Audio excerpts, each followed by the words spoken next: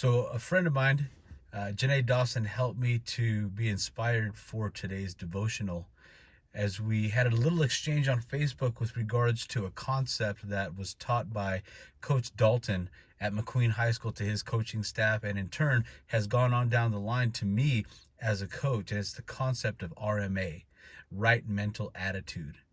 And it's the concept and the idea of that when you go into a game or whenever you go into a play or in any real circumstance in life, you have to start with what's your right mental attitude? What's the right mental attitude going into this circumstance, especially in a sport, because you know as an athlete that you're going to face adversity, that the opposing team does not want to give you anything. And as such, you have to be prepared for the negativity and the adversity that's going to come against you.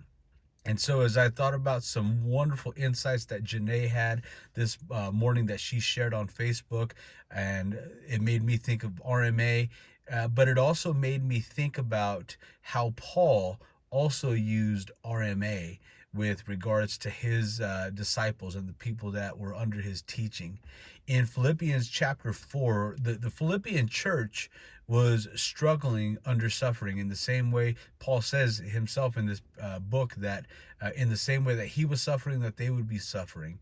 And at the end of the book, in spite of his suffering, being imprisoned as a slave for the gospel, and in light of what the Philippians were going to be facing, he writes this at the very end of Philippians chapter 4, starting at verse 8. Finally, brothers, whatever is true, whatever is honorable, whatever is just, whatever is pure, whatever is lovely, whatever is commendable, if there is any excellence, if there is anything worthy of praise, think about these things.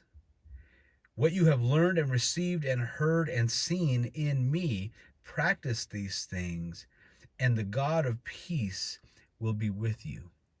You see, Paul identifies something very, very important here, is that he wants them, just like Coach Dalton taught his coaching staff and his players RMA, it was something that Coach Dalton had to learn and live out and carry out. In the same way, Paul says at the end of this, whatever you have learned and received and heard and seen in me. In other words, Paul understood that for himself, he had to have the right mental attitude. And as such, he had to model that for the Philippians. And he did model it for the Philippians. And he says to them, whatever is true, okay, find the truth about your circumstance and your situation. Whatever is honorable, find the good things about it. Whatever is lovely, the things that you can appreciate about your current circumstance, even in the midst of crisis. Whatever is commendable, whatever is excellent, if there is anything worthy of praise.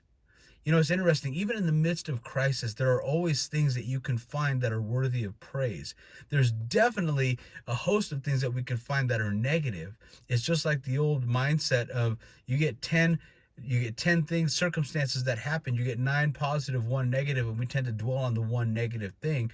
Paul calls us to something different. He says, whatever, if there is anything worthy of praise, think about those things. Think about the excellent things. Think about the lovely things about your circumstance. I think about my own family right now and my desire to want to be out and be with people, to hold regular church services, and I'm not able to do that. But there are some worthy, commendable things, deeper relationships that I've built with people through the mail, through Facebook, through Messenger, through Zoom chats.